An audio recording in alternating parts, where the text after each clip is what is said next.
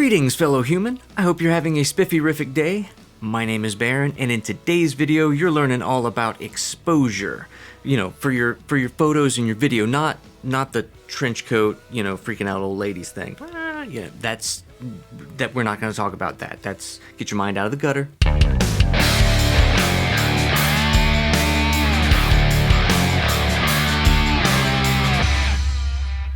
Just in case you didn't know already, what exposure is how much light is in your picture or video, and how you control that light, whether it's too bright, or it's too dark, or it's just right, like Goldilocks and bears. There are 3 different camera functions that you use to control your exposure: aperture, shutter speed, and ISO, and together they make a triangle of light manipulating awesomeness. Each one has a primary purpose that you use to actually manipulate the amount of light that gets into your picture or video, and the second function, I like to call it the bonus. It's a bonus function that you can use creatively to make your pictures and videos more interesting looking, in addition to well lit. I think I can best explain this by following the path of light through the camera. So let's start at the lens, where the light comes in. That's where aperture comes into play. Now, aperture is measured in f-stops.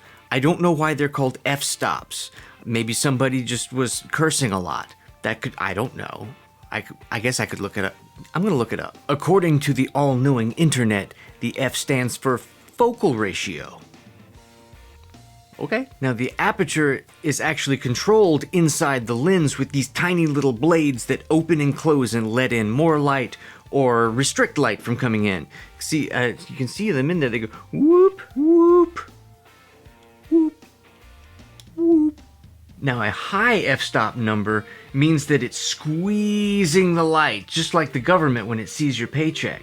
And when you have a low f-stop number, that means it's opening back up and letting more light in. The bonus feature of aperture is actually controlling the depth of field. Now, what depth of field is how much of your scene, the thing that you're taking a picture of or filming a video of, how much of that is actually in focus. Why did I wave my arms around? The higher the f-stop number, the more of the scene is actually going to be in focus. If you want less to be in focus, you're going to have a smaller number. Because of science and physics and, you know, math and stuff, when the light is passing through the lens, there's different elements inside the lens, and when more light passes through, it's going to reduce your focal plane, and when less light goes through, it's going to increase your focal plane. So that means if you set your f-stop to, say, 1.4, you have a very, very narrow plane of focus. So your focal plane is just super duper small.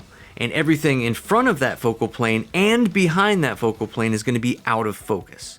If you set your f-stop to a much higher number and you're restricting the amount of light that comes in, like say f22, then you're going to have a whole lot of space in that focal range. So much more of the scene can be in focus.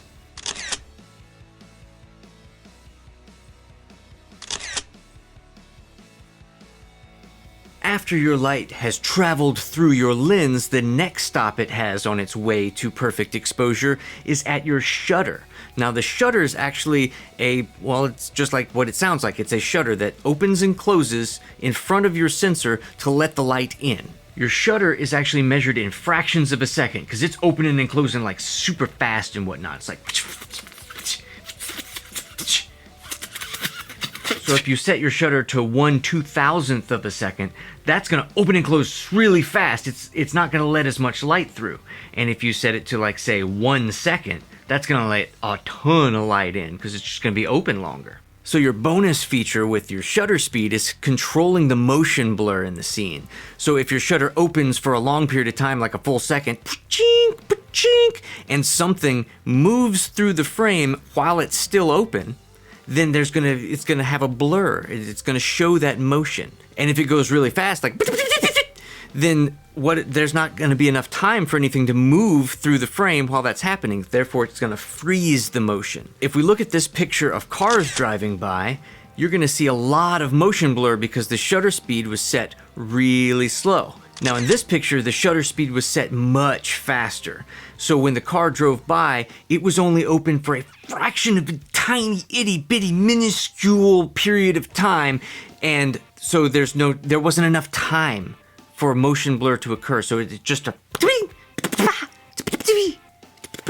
It works the same way in video as well. If we slow down the shutter speed, everything's gonna look like crazy blurry and weird. And if we speed it up, it's gonna look super jittery and crazy and just doesn't look right. And if we set it right here, which is following the 180-degree rule, then the motion blur looks more natural. Now that the light has passed through your lens and then through your shutter, it's gonna hit your sensor, and that's where you're going to be able to control your ISO, or ISO, or ISO, or whatever you want to call it. It's not actually an acronym, but you know. The ISO is measured in numbers as well. The smaller the number, the less sensitive to light. The larger the number, the more sensitive to light. So ISO 100 isn't going to let as much light in, and ISO 6400 is going to let a whole lot more in. The bonus feature for ISO is controlling the noise or grain in your scene. So if the higher the number, the more potential you have to get noise, and that's what this is.